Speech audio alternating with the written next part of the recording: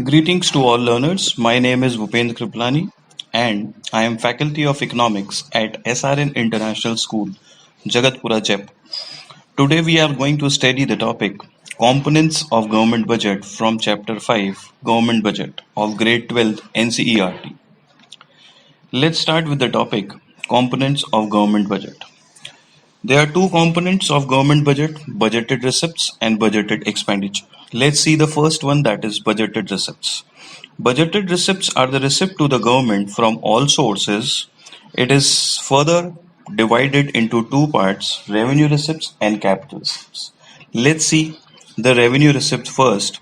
Revenue receipts are the receipts to the government which do not increase liability nor reduces assets of the government. Revenue receipts are further classified into two types, that is, tax receipts and non-tax receipts. Let's see tax receipts. Tax receipts is the compulsory payment to the government by all the individuals, household, and producers without anything in return. Taxes are broadly classified into two parts, direct tax and indirect tax.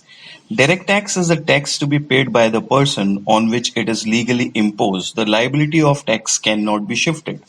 Example is income tax, wealth tax, gift tax, and corporate profit tax.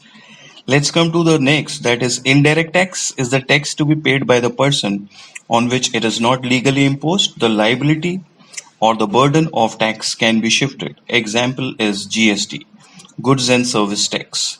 Next type of a tax coming to you is progressive and regressive tax. Progressive tax is the tax in which rate of tax increases with the increase in income and the burden of tax is on richer section of society. Example, income tax, wealth tax, gift tax, and corporate profit tax. Regressive tax is a tax in which burden of tax is more on poor section and the rate of tax normally remains constant. The example of regressive tax is GST. Now we further move to the non-tax receipts. Let's see what are non-tax receipts. Non-tax receipts are the receipts to the government other than the tax receipts. The first coming under non-tax receipts is fees. Fees are the payment received by the government for providing services to the public, for example, birth registration fees, land registration fees, etc. Next is fines, monetary punishment imposed by the government on lawbreakers. For example, fine imposed on breaking the traffic rules, etc. Third is coming escheats. It refers to the government income from the property which do not have any legal hire.